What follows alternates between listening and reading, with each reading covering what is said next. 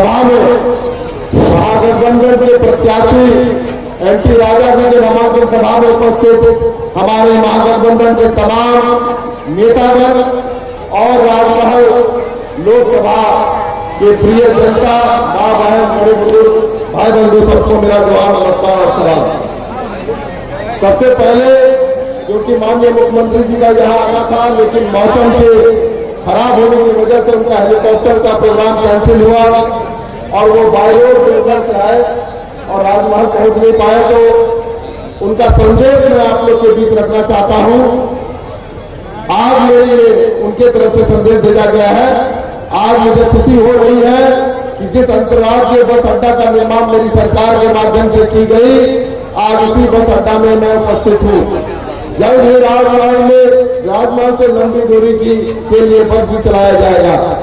चाय समाज को एससी का दर्जा देने का प्रस्ताव रघुवर दास की कैबिनेट ने पारित नहीं किया।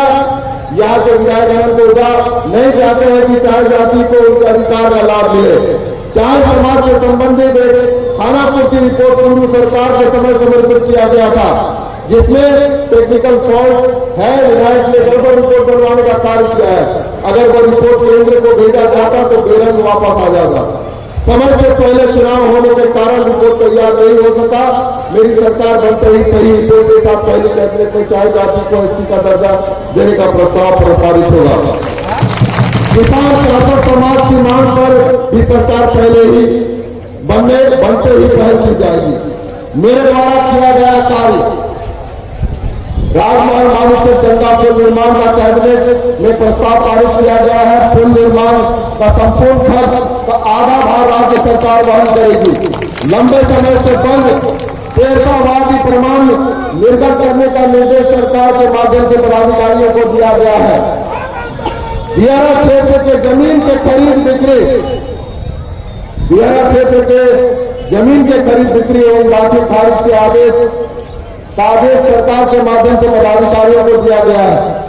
अनुमंडलीय अस्पताल के सामने 70 दुकान की तकनीकी समस्या को लगभग दूर कर ली गई है। सरकार बनते ही दुकानदारों को दुकान आवंटित किया जाएगा। इसके अलावा भी मुख्य सड़क किनारे सरकारी जमीन चिन्हित कर नया मार्केट निर्माण की दिशा में कार्य किया जाएगा। साहेबगंज को खास बात से मुक्त कराने का सकारात्मक प्रयास जारी है। जल्द ही परिणाम आप सभी के सामने होगा। साहेबगंज एवं राजमहल में उद्योग लगाकर रोजगार देने का कार्य किया जाएगा। मैं उसका साक्षी खुद हूं, क्योंकि जूट क्लस्टर जो बनाया गया है पाकुड़ और साहेबगंज में जूट क्लस्टर जो है आपका डेवलप किया जा रहा है। और मैं ये कह सकता हूं कि पूर्वता में भी और लगातार जो सरकार के माध्यम से सरकार आपके द्वारा कार्यक्रम चला है, जितने भी सरकार की योजनाएं हैं, चाहे वो पेंशन से संबंधित है, किसान बिल का माफी है, बिजली बिल माफी है, अभी महिला सम्मान योजना की बात हो रही है, युवाओं के लिए जो रोजगार स्कॉलरशिप निकली है, जेपीएससी जेसीसी का जितना एग्जाम हुआ है, मैं कह सकता हूं सिर्फ 2.5 साल के अंदर हुआ है। 2 साल कोरोना में हमने बिताया। कष्ट के समय में सरकार किस तरह से आप सबके बीच रही, बाहर के लोगों को किस तरह से लाया गया ये आप सब जानते हैं। लेकिन उसके बावजूद सबसे बड़ा कड़ा जो आपका परीक्षा हमारे माननीय हेमंत सोरेन जी ने दिया कि उन्हें 5 महीना जेल के अंदर में भेजा गया। और अगर इस बार हम लोग जवाब नहीं देते हैं, झारखंडियों में लोकसभा के समय में सबसे बढ़िया जवाब यही राजमहल लोकसभा से दिया कि 6 का 6 विधानसभा हम लोगों ने लीड करते हुए सबसे ज्यादा आपका गठबंधन में हम लोगों ने राजमहल लोकसभा को जीता।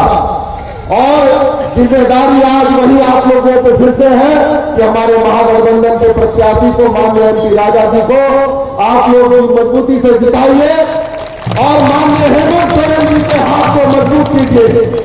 जो चीज उन्होंने 2.5 साल में करके दिखाया है, मैं ये मानता हूं कि अगर और 5 साल मिलेगा, क्योंकि बीजेपी को 18-19 बरस मिला, लेकिन उन्होंने सिर्फ और सिर्फ ठगने का काम किया। आज दीदी बहन योजना के नाम पे आप लोग को ठगना चाह रहे हैं। मैं ये कहना चाहता हूं, अगर वो दीदी योजना शुरू करना है तो पूरे देश में आपकी सरकार है, पूरे देश में आप महिलाओं को वो दीदी योजना के माध्यम से 2100 रुपया दीजिए। लेकिन नहीं, हमारे हेमंत सोरेन जी ने पहले 1000 रुपया और दिसंबर से 2500 रुपया देने की बात अगर कही है, वो सिर्फ और सिर्फ नहीं हुई है। हर 6 विधानसभा हम जीत करके महागठबंधन को हमारे हेमंत सोरेन जी के हाथ में दे, ताकि आने वाले समय में जो भी हमने वायदा किया है 2019 के इलेक्शन से पहले जो वायदा हमने किया, हम ये कह सकते हैं सीना ठोक के कि जो हमने कहा हमने किया, हमने निभाया। हमने आपके मुश्किल में, आपके दुख में आपके साथ हमेशा हम खड़े रहे, हमारे नेता जन खड़ा रहे। और इस बार इलेक्शन में आप चाहते हैं तो जो और बातें हमने कही है उनको भी हमारी सरकार जरूर पूरा करेगी। इसी के साथ मैं एक बार नारा लगाना चाहता हूं, उसमें आप लोग का साथ रहे। महागठबंधन जिंदाबाद, महागठबंधन जिंदाबाद।